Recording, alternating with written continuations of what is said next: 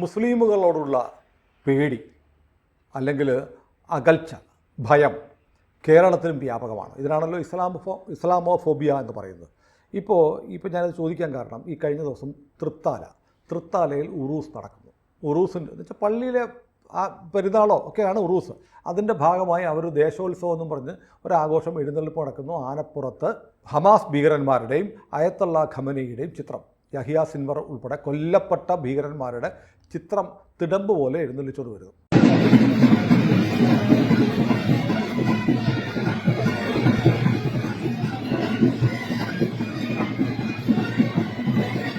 ഇതാണ് അവിടെ നടന്നത്. ഇത് കാണുന്നവർക്ക് ലോകത്തിലെ ഏറ്റവും ഭീകരന്മാരായ കൊലയാളികളാണ്. ലോകത്തിലെ പല രാജ്യങ്ങളും ഭീകര സംഘടനയായി പ്രഖ്യാപിച്ച് തലയ്ക്ക് വിലയിട്ട ആളുകളുടെ ചിത്രം എഴുന്നള്ളിച്ചുകൊണ്ട് ഒരു മതത്തിലെ ആളുകൾ ഘോഷയാത്ര നടത്തുമ്പോൾ മറ്റുള്ളവർക്ക് ഭയം വരുന്നത് സ്വാഭാവികമല്ലേ, അകൽച്ച വരുന്നത് സ്വാഭാവികമല്ലേ? എൻ്റെ ഒരു ആശങ്ക എന്ന് പറയുന്നത് ഇതൊന്നും ഇസ്ലാമിൻ്റെ രീതിയല്ല. കാരണം ഇസ്ലാമിൽ ഈ ബിംബാരാധനയൊന്നുമില്ലല്ലോ, രീതിയല്ല എന്ന് പോലും പറയാൻ ഇവിടുത്തെ മതസംഘടനകൾ, മുസ്ലിം മതസംഘടനകൾ തയ്യാറാവുന്നില്ല, മുസ്ലിം ലീഗ് തയ്യാറാവുന്നില്ല. ഇത് ഒരു സാംസ്കാരികപരമായി ശരിയല്ലെന്ന് സാംസ്കാരിക നായകരും പറയുന്നില്ല. സാംസ്കാരിക നായകർ തൃശ്ശൂർ പൂരത്തിന് ശ്രീരാമൻ്റെ ചിത്രം എഴുന്നള്ളിച്ചപ്പോൾ, കുടമാറ്റത്തിനോ മറ്റോ കാണിച്ചപ്പോൾ ബഹളം വെച്ചവരാണ്. അപ്പോൾ സത്യത്തിൽ കേരളം വല്ലാതെ മുസ്ലിമിനെ പേടിക്കുന്നുണ്ടോ? വളരെ ഗൗരവമുള്ള വിഷയമായിട്ടാണ് ഞാനിതിനെ കണക്കാക്കുന്നത്. കാരണം മുസ്ലിമിനെ പേടിക്കുന്നുണ്ടോ എന്നുള്ളതിനേക്കാൾ എല്ലാവരും മുസ്ലിം വിരുദ്ധരാകാനായിട്ട് ഇത്തരം സംഭവങ്ങൾ സഹായിക്കുന്നു എന്നുള്ളതാണ് പ്രധാനപ്പെട്ട ഒരു നിരീക്ഷണം. കാരണം കേരളത്തിൻ്റെ ഒരു സാംസ്കാരിക പശ്ചാത്തലമോ അല്ലെങ്കിൽ രാഷ്ട്രീയ പശ്ചാത്തലമോ മുസ്ലിം വിരുദ്ധമായതോ ക്രൈസ്തവ വിരുദ്ധമായിട്ടുള്ളോ ഹിന്ദു വിരുദ്ധമായിട്ടുള്ളോ ഒന്നുമല്ല. എല്ലാത്തിനെയും ഇൻക്ലൂസീവായിട്ട് കാണുന്ന ഒരു സമൂഹമാണ് നമ്മൾ. നേരത്തെ എത്രയോ നല്ല ബന്ധങ്ങളാണ് യഥാർത്ഥത്തിൽ നമ്മളുടെ സമൂഹത്തിനകത്ത് ഈ മതങ്ങൾ തമ്മിൽ ഉണ്ടായിരുന്നത്, മതങ്ങളിലുള്ള വ്യക്തികൾ തമ്മിൽ ഉണ്ടായിരുന്നത് നമുക്കറിയാവുന്നതാണ്. അതിൻ്റെ ഒരുപാട് വളരെ സുദീർഘമായിട്ടുള്ള ഉദാഹരണങ്ങളൊക്കെ നമ്മളുടെ പോയ കാല ഫിക്ഷനുകളിലൊക്കെ നമുക്ക് കണ്ടെത്താനായിട്ട് കഴിയും. ചരിത്രത്തിൽ നമുക്കത് വായിച്ച് മനസ്സിലാക്കാനായിട്ട് കഴിയും.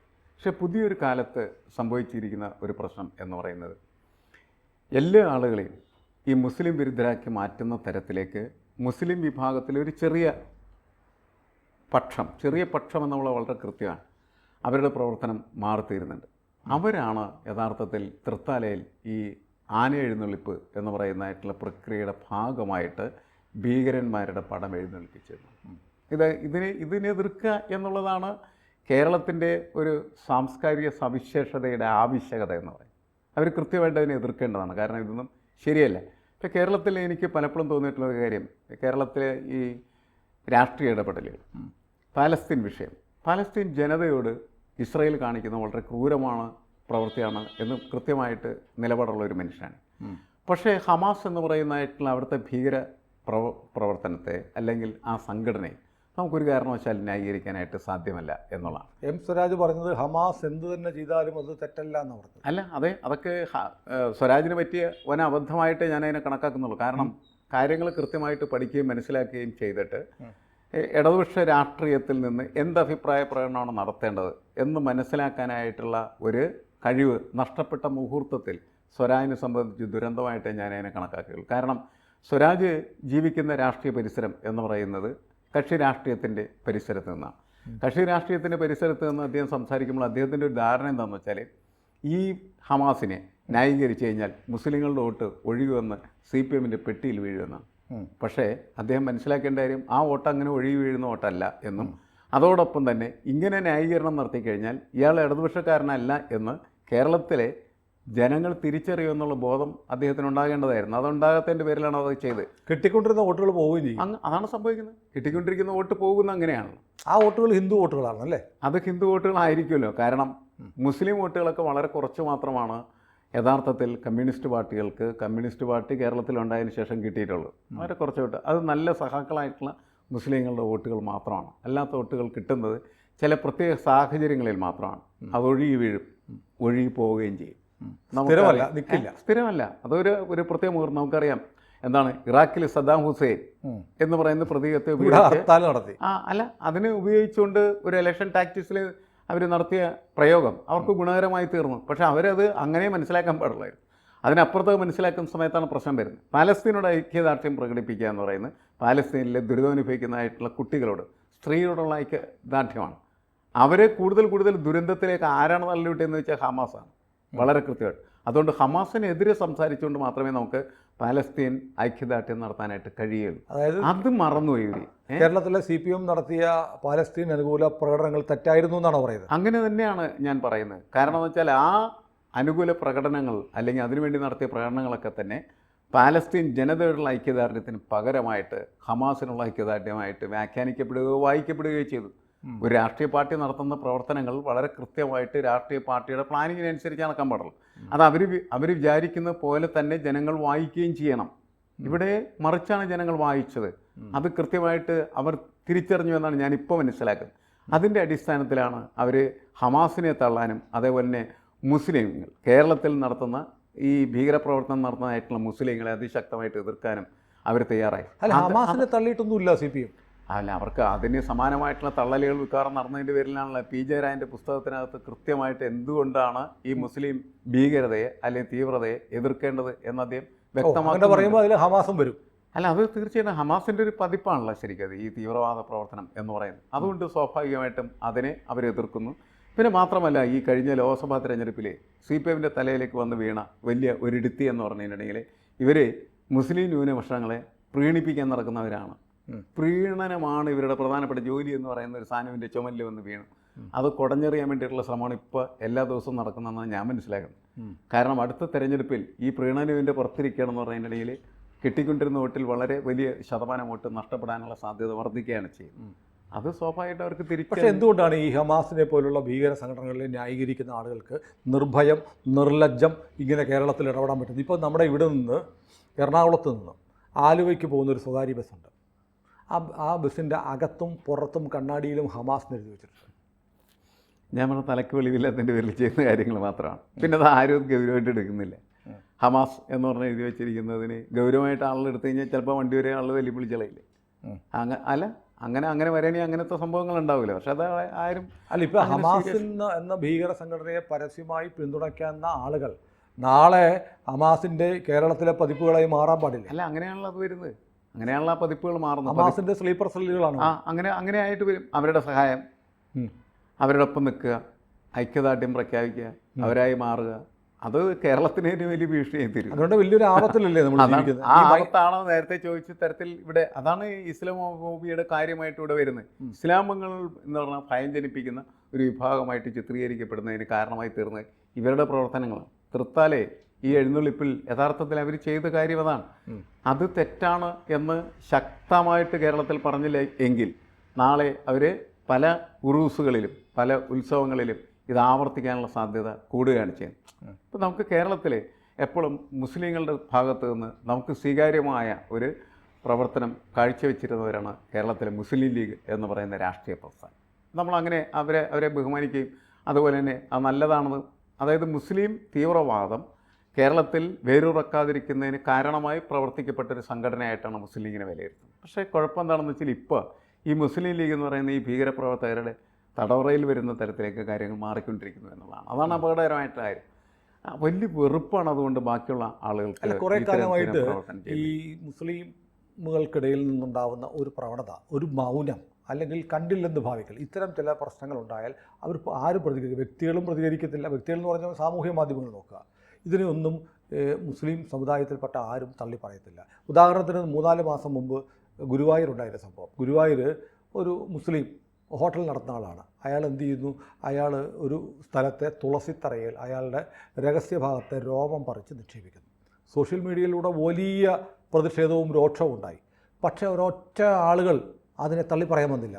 മതസൗഹാർദ്ദം, സാമുദായിക സൗഹാർദ്ദം, ഒരു കൂട്ടരുടെ വിശ്വാസത്തെ ഹനിക്കുന്ന പ്രവൃത്തി ചെയ്യാൻ പാടില്ലായിരുന്നു എന്ന് പറയാതെ സോഷ്യൽ മീഡിയയിൽ ഈ കാണിച്ച വൃത്തികേടിനെ എതിർത്ത ആളുകളെ ചീത്ത പറയുകയായിരുന്നു മുസ്ലിം പേരുകളുള്ള ഭൂരിപക്ഷം ആളുകളും.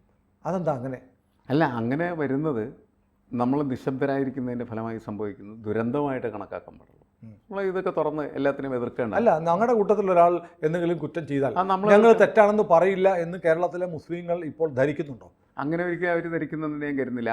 അവർ നിശബ്ദരാകുന്നത് ഈ വളരെ വലിയ കുഴപ്പങ്ങളിൽ ഈ കാര്യങ്ങളൊക്കെ പോകുന്നു എന്ന് കരുതുന്ന പലരുമുണ്ട്. എല്ലാവരും അല്ല.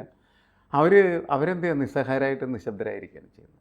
പക്ഷേ കൃത്യമായിട്ട് ഇതിൽ നിലപാടെടുക്കേണ്ട, പറയേണ്ട മുസ്ലിം ലീഗോ അങ്ങനെ നമ്മൾ അങ്ങനത്തെ പ്രസ്ഥാനത്തിന് വിട്ടാൽ വ്യക്തികളെ വിട്ടുകളായി. ഈ പ്രസ്ഥാനങ്ങൾ ഇത് കൃത്യമായിട്ട് പറഞ്ഞാൽ മാത്രമേ ഇത് അവസാനിക്കുള്ളൂ. ഈ മുസ്ലിം ലീഗിന് പോലും ഇപ്പോൾ ശബ്ദിക്കാൻ പറ്റുന്നില്ല. കാരണം എന്ന് വെച്ചാൽ മുസ്ലിം ലീഗ് ഇതിനെതിരെ സംസാരിച്ചാൽ അവർ പറയും നിങ്ങൾ മുസ്ലിം വിരുദ്ധരാണെന്ന് പറയും. അതെ, ഭയം. ആ പേടി കൊണ്ടാണ് അവർ സംസാരിക്കാതിരിക്കുന്നത്. അത് പാടില്ല. അങ്ങനത്തെ പേടികളൊന്നും കൊണ്ട് നമുക്ക് സമൂഹത്തെ ഒരിക്കലും രക്ഷപ്പെടുത്താനായിട്ട് പറ്റില്ല. ഒരു ഭയമില്ലാതെ ഈ കാര്യങ്ങളെല്ലാം തെറ്റായിട്ടുള്ള കാര്യങ്ങൾ അത് ഹിന്ദുക്കൾ ചെയ്താലും പറയണം, മുസ്ലിങ്ങൾ ചെയ്താലും ക്രിസ്ത്യാനികൾ ചെയ്താലും ഒക്കെ പറഞ്ഞേ പറ്റൂ. അങ്ങനെ പറയുമ്പോൾ മാത്രമാണ് അത് കറക്റ്റ് ചെയ്യപ്പെടുക. നമ്മുടെ ഒരു രീതി എന്ന് പറഞ്ഞാൽ മറിച്ചായി വരികയാണ് ചെയ്യുന്നത്. ഈ ഭ്രാന്ത് കാണിക്കുന്ന ആൾക്കാരുടെ ശബ്ദമാണ് കൂടുതലായിട്ട് നമ്മൾ കേട്ടുകൊണ്ടിരിക്കുന്നത്. ഏത് വിഭാഗത്തിൽ വ്യക്തിപരമായ അനുഭവം പറയട്ടെ. എനിക്ക് അറിയാവുന്ന CPM അടക്കമുള്ള CPMകാരും കോൺഗ്രസ്സുകാരും ഒക്കെ ഉണ്ട്. അവരൊക്കെ ഹിന്ദു സമുദായത്തിൽപ്പെട്ട ആളുകളാണ്. ഒന്ന് രണ്ട് ക്രൈസ്തവ സുഹൃത്തുക്കളുണ്ട്. പക്ഷേ പരമ്പരാഗത കേരള കോൺഗ്രസ്സുകാരാണ് എൻ്റെ സുഹൃത്തുക്കൾ. ഞാൻ പേരൊന്നും പറയുന്നില്ല. കേരള കോൺഗ്രസ്സുകാരായ എൻ്റെ ക്രൈസ്തവ സുഹൃത്തുക്കൾക്കും ഹിന്ദുക്കളും ക്രിസ്ത്യാനികളും ആയിട്ടുള്ള എൻ്റെ മറ്റു സുഹൃത്തുക്കൾക്കും, അവർ കമ്മ്യൂണിസ്റ്റുകാരാണ്, അവർക്ക് വ്യക്തിപരമായി മുസ്ലിം സമുദായത്തിൽപ്പെട്ട ആളുകളോട് താല്പര്യമില്ല. ഇപ്പോൾ പറഞ്ഞാൽ എതിരാണ്, അവർ ശരിയാവത്തില്ല എന്ന് പറയും. അത് രാഷ്ട്രീയമല്ല. അങ്ങനൊരു ഭയം പൊതുവിൽ മറ്റ് രാഷ്ട്രീയ പാർട്ടികളായ ആളുകൾക്കിടയിൽ പോലും ഉള്ളതായിട്ട് എനിക്ക് തോന്നിയിട്ടുണ്ട്. അങ്ങനെയൊക്കെ അങ്ങനെ തോന്നിയിട്ടുണ്ടോ? അല്ല, അങ്ങനെ ഉള്ള ആളുകളുണ്ടാവും. പക്ഷെ ഞാൻ ഇപ്പോൾ ഈ ജോസഫ് സാറിൻ്റെ കൈവെട്ട് കേസുണ്ടായിരുന്നു. ആ സമയത്ത് വലിയ തരത്തിൽ ഈ മുസ്ലിങ്ങൾക്ക് എതിരെയായിട്ടുള്ളൊരു വികാരം ഉയർന്നു വന്നിരുന്നു. ഒരു ഭയവും അതേപോലെ തന്നെ അവിടെ ബാധിച്ചിരുന്നു. അപ്പോൾ അവിടെയൊക്കെ കൃത്യമായി നിലപാടെടുത്തില്ലെങ്കിൽ ഇങ്ങനെ സംഭവിക്കാൻ സാധ്യതകൾ കൂടുതലാണ്. ഈ തരത്തിലുള്ള ഭയം വർദ്ധിക്കുക, അതേപോലെ തന്നെ വെറുപ്പ് വർദ്ധിക്കുക, അതൊന്നും നമുക്ക് നല്ല കാര്യമായിട്ട് എനിക്ക് തോന്നുന്നില്ല. ഭയം വെറുപ്പ് വർദ്ധിച്ച് എന്ത് സംഭവിക്കും? അത് സംഘടനത്തിലേ എത്തുള്ളൂ. സംഘർഷമാണ് അതിൻ്റെ അൾട്ടിമേറ്റ് റിയാലിറ്റി എന്ന് പറയുന്നത്. അത് നമ്മളുടെ കേരളത്തിൽ നിലനിൽക്കുന്നതായ സൗഹാർദ്ദം, മതസൗഹാർദ്ദം എന്ന് പറഞ്ഞ വാക്കൊന്നും ഉപയോഗിക്കേണ്ട, മനുഷ്യ തമ്മിലായിട്ടുള്ള സൗഹാർദ്ദം അതിന് തകർക്കുന്നതായി മാറില്ലേ. കേരളത്തിൽ ഒരു വലിയ കലാപം ഉണ്ടാവും. അങ്ങനെ പോകാൻ പാടില്ല. അതുകൊണ്ടാണ് നമ്മളൊക്കെ അതിനെ അതിശക്തമായിട്ട് എതിർക്കുന്നത്. രാഷ്ട്രീയമായോ അങ്ങനെ ബാധിക്കും? രാഷ്ട്രീയമായി എങ്ങനെ ബാധിക്കും? അല്ല, രാഷ്ട്രീയക്കാർ നോക്കുകുത്തിയായി നിൽക്കേണ്ടി വരും. ഇത് വന്നേ നമ്മൾ വിചാരിക്കുന്നവരെ രാഷ്ട്രീയത്തിനൊന്നും പിടിച്ചെടുത്താൻ പഴയ കാലത്തെ പോളറൈസേഷൻ ഉണ്ടാവുമോ? പൊളിറ്റിക്കൽ പോളറൈസേഷൻ ഒന്നും ഉണ്ടാവില്ല, ഒരു കുന്തം ഉണ്ടാവില്ല. ഇയാളുടെ കൂടി തമ്മിൽ തല്ലിച്ചത്ത് അവസാനിക്കുന്ന മാത്രമേ. അങ്ങനെയാണ് എനിക്ക് തോന്നുന്നത്. കാരണം ഇതൊക്കെ രാഷ്ട്രീയ പോളറൈസേഷൻ ഉണ്ട്. രാഷ്ട്രീയ ധ്രുവീകരണത്തിന് വേണ്ടി നടത്തുന്ന ചില പൊടിക്കൈകളുണ്ട്. അത് നിയന്ത്രണം വിട്ടു പോകുമ്പോൾ അവർക്ക് അവരുടെ കയ്യിൽ നിന്ന് പുറത്തു പോകുന്നു മാത്രമേ ഉള്ളൂ. നമ്മളിപ്പോൾ പറയുന്ന സാധനം ഒരു സൈക്കിക് ഫാക്ടർ ഡെവലപ്മെൻറ്റാണ്. അത് വളർന്ന് വന്നു കഴിഞ്ഞാൽ അത് ആർക്കും ഗുണകരമായിരിക്കില്ല, ആർക്കും നിയന്ത്രിക്കാൻ. അല്ലെങ്കിൽ ചിലരൊക്കെ പറയും ഇങ്ങനെ നിങ്ങൾ ഈ മുസ്ലിം വിരുദ്ധതയൊക്കെ പറഞ്ഞാൽ അത് പിന്നീട് വന്നിട്ട് അവസാനം BJPക്ക് സംഘപരിവാറിന് ഗുണം ചെയ്യുമെന്ന് ഇടതുപക്ഷക്കാരുടെ സ്ഥിരം വായ്ത്താരിയുണ്ട്. അല്ല, നമ്മൾ ഈ ഇലക്ഷൻ്റെ കാര്യങ്ങളൊക്കെ പരിശോധിക്കുന്ന സമയത്ത് പടിപടിയായിട്ട് നമ്മുടെ കേരളത്തിലെ ബൈപോളാർ പൊളിറ്റിക്സ് പൊളിഞ്ഞുകൊണ്ടിരിക്കുകയാണ്. അത് നമ്മൾ മനസ്സിലാക്കേണ്ടത്. അപ്പോൾ അതിപ്പോൾ 2011 കഴിഞ്ഞ് 2016, 2021, 2026 ഇങ്ങനെ ഡെവലപ്പ് ചെയ്ത് വരുമ്പോൾ എനിക്ക് തോന്നുന്നത് ഈ മലബാർ പ്രദേശത്ത് ഈ അടുത്ത ഇലക്ഷനിലും 2026 ബൈപോളാർ പൊളിറ്റിക്സിൻ്റെ സാധ്യതയാണ് കൂടുതൽ. എന്ന് വെച്ചാൽ UDFും LDFും തമ്മിലായിരിക്കും പ്രധാന മത്സരം. BJPക്ക് അതിനകത്ത് അല്ലെങ്കിൽ NDAക്ക് കാര്യമായ റോൾ അവിടെ ഉണ്ടാവില്ല. പക്ഷേ അത് ഏതാണ്ട് ഒരു 40 മണ്ഡലങ്ങൾക്കാണ്, 40 60 മണ്ഡലങ്ങൾ നമുക്ക് കണക്കാക്കാം. ബാക്കി ഒരു 80 മണ്ഡലങ്ങളുണ്ട്. തൃശ്ശൂർ മുതൽ അല്ലെങ്കിൽ പാലക്കാട് മുതൽ ഇങ്ങോട്ട് അങ്ങോട്ട്. അത് നമുക്ക് അങ്ങനെ കണക്കാക്കാം. അങ്ങനെ ഒരു അതിർത്തി വേണമെങ്കിൽ നമുക്ക് നിശ്ചയിക്കാം. അങ്ങനെ വരുന്ന ആ 80 മണ്ഡലങ്ങളിലും ത്രികോണ മത്സരം എന്ന് പറയുന്നത് ഒരു യാഥാർത്ഥ്യമാണ്. 2026 അവിടെ കോൺഗ്രസ് ഇപ്പോൾ അവർ കരുതുന്നത് പോലെ അവർ ജയിക്കണമെന്നില്ല. കാരണം ത്രികോണ മത്സരം വരുമ്പോൾ തൃശ്ശൂർ ആവർത്തിക്കാനുള്ള സാധ്യത കൂടുതലാണ്. ജയിക്കുന്നത് ചിലപ്പോൾ CPM ആയിരിക്കും, അല്ലെങ്കിൽ BJP. അങ്ങനെ ഒരു പൊളിറ്റിക്സിന് വലിയൊരു ട്വിസ്റ്റ് വരുന്നൊരു കാലത്തേക്കാണ് നമ്മൾ പോകുന്നത്. ഇത് ആൾക്ക് അറിയില്ല എന്നാണ് എനിക്ക് തോന്നുന്നത്. അറിയില്ല എന്ന് പറഞ്ഞാൽ അങ്ങനെ അവർ എപ്പോഴും ഒരു വിശ്വാസത്തിൽ അവർ നിൽക്കുകയാണ്. ഏത് LDF മാറിയ UDF വരും എന്നുള്ളത് മാറുന്നുണ്ടല്ലേ? അത് മാറുകയാണ്. അല്ല, അത് മാറുകയെന്ന് പറയും. പൊളിറ്റിക്കൽ വോട്ട് പാറ്റേൺ നോക്കിയാൽ നമുക്ക് മനസ്സിലാവുന്ന ഒരു കാര്യമല്ലേ. 30,000 വോട്ട് എന്ന് പറയുന്നത് പല മണ്ഡലങ്ങളിലും NDA വാങ്ങുന്നുണ്ട്. ജയിക്കാൻ 5,000 വോട്ടുകളൊക്കെ മതിയാവും. അതങ്ങനെ സീരിയസ് ആയിട്ട് ഡിസ്കസ് ചെയ്യപ്പെടുന്നില്ല. അതിൻ്റെ കാരണം എന്ന് വെച്ചാൽ BJP ഒന്നും അങ്ങനെ പ്രോമിനൻ്റ് ആയിട്ട് പൊളിറ്റിക്കൽ ആക്ടിവിറ്റിയിൽ കേരളത്തിലില്ല. ഈ ആളുകൾ തന്നെയാണ് ഇങ്ങനെ തിരിഞ്ഞുകൊണ്ടിരിക്കുന്നത്. അവർ തിരിക്കുന്നതല്ല ശരിക്കും.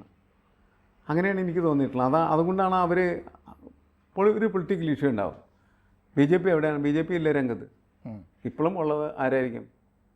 CPM അല്ലെങ്കിൽ കോൺഗ്രസ്സോ പൊളിറ്റിക്കൽ ഇഷ്യൂസ് ആയിരുന്നു ഈ ഗവൺമെൻറ്റിനെതിരായിട്ടുള്ള സാധനങ്ങൾ. അപ്പോൾ പിന്നെ എന്തുകൊണ്ടാണ് ഇത്ര വോട്ട് വർദ്ധിക്കുകയെന്ന് വെച്ചാൽ ആളുകൾ തന്നെ സ്വയം തീരുമാനിച്ച് ഇവർക്കെതിരെ വോട്ട് ചെയ്യുന്നത്. ഈ രണ്ട് കൂട്ടർക്ക് വോട്ട് ചെയ്തില്ല, അങ്ങനത്തെ സ്ഥിതിയാണുള്ളത്. അപ്പോൾ അത് ഏതായാലും നമ്മൾ ഈ കേരളത്തിൻ്റെ ഈ രാഷ്ട്രീയമായ മാറ്റത്തെക്കുറിച്ച് നമുക്ക് പ്രത്യേകമായി ഒന്ന് സംസാരിക്കണം. അത് ശരിയാണ്, വളരെ ഡീറ്റെയിൽ ആയിട്ട് വിശദമായിട്ട് സംസാരിക്കേണ്ട വിഷയമാണ്. നമുക്ക് നമുക്ക് തെക്കൻ കേരളം, മധ്യ കേരളം, പിന്നെ വടക്കൻ കേരളം ഇങ്ങനെ എടുത്ത് രാഷ്ട്രീയമായി നമുക്ക് വിശദമായിട്ട് ചർച്ച ചെയ്യാം. ഏതായാലും ഇപ്പോൾ നമ്മൾ എടുത്ത വിഷയം എന്ന് പറഞ്ഞാൽ ഈ തൃത്താലയിലുണ്ടായ ഈ സംഭവം കേരളത്തിൽ ഈ മുസ്ലിം ഭയം എന്ന് പറയുന്ന ആ വികാരത്തെ ആളിക്കത്തിക്കാൻ സഹായിച്ചിട്ടുണ്ട്. അത് മുസ്ലിങ്ങളാണ് കൂടുതലായിട്ട് തിരിച്ചറിയേണ്ടത്. കാരണം അവർക്കെതിരായിട്ടുള്ള ഒരു സാധനമായിട്ട് അവരുടെ ആളുകൾ തന്നെ ഉണ്ടാക്കുകയാണ്. മറ്റൊരാളുണ്ടാക്കുന്ന പ്രശ്നമല്ല അത്. കാരണം അവരാണ് ഈ സാധനം ഈ ഭീകരന്മാരെയൊക്കെ അതിനെ പുറത്തെഴുന്ന് വിളിച്ച് നടക്കും. അപ്പോൾ അവരാണ് അവർ പറഞ്ഞ് ബോധ്യപ്പെടുത്തേണ്ടത് ശരിയല്ല എന്നുള്ളത്.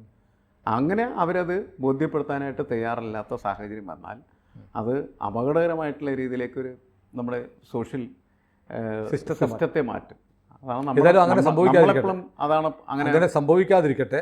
അല്ല, അങ്ങനെ സംഭവിക്കാതിരിക്കണം എന്ന് പ്രാർത്ഥിക്കല്ല, അങ്ങനെ സംഭവിക്കാതിരിക്കണമെങ്കിൽ അതിൻ്റെ ആദ്യത്തെയും അവസാനത്തെയും റോൾ നിർവഹിക്കേണ്ടത് മുസ്ലിം സംഘടനകളാണ് ശരിക്കും, വ്യക്തികളെക്കാളും ഉപരി. വ്യക്തികൾ പലരും ഇത് ശരിയല്ല എന്ന് വിശ്വസിക്കുന്നവരാണ്. പക്ഷെ അവർക്കൊരു വോയിസ് ഇല്ല, അവർക്ക് ശബ്ദിക്കാൻ ഭയമാണ്. അല്ല, ശബ്ദിച്ചു കഴിഞ്ഞാൽ അവരെ മുസ്ലിം വിരുദ്ധനാക്കും. അതാണല്ലോ ഇതിൻ്റെ പ്രശ്നം. ഇത് ശരിയല്ല എന്ന് ഏതെങ്കിലും ഒരു മുസ്ലിം പറയുക, മുസ്ലിം സംഘടന പറയുകയോ ചെയ്ത് കഴിഞ്ഞാൽ അതോടെ അവൻ്റെ കഥ കഴിയും. അത് അവൻ്റെ കഥ കഴിക്കുന്ന രീതിയിലേക്കാണ് ഈ പോകുന്നത്. ഈ സംഘടിത സംവിധാനങ്ങളുടെ ഒരു വലിയ തകരാറാണ്. അത് വലിയ പ്രശ്നമാണ്. ജനാധിപത്യമില്ല അവിടെ, ഡെമോക്രസി ഇല്ല. ഇങ്ങനെ പറഞ്ഞു കഴിയുമ്പോൾ അങ്ങനെ തന്നെ വരും. അത് മാറണം. ഏതായാലും നല്ലത് സംഭവിക്കട്ടെ എന്ന് നമുക്ക് ആശിക്കാം. കൂടുതൽ വാർത്തകളും വിശേഷങ്ങളും നിങ്ങളിലേക്ക് എത്താൻ ABC മലയാളം സബ്സ്ക്രൈബ് ചെയ്യുക, ബെൽ ബട്ടണും അമർത്തുക.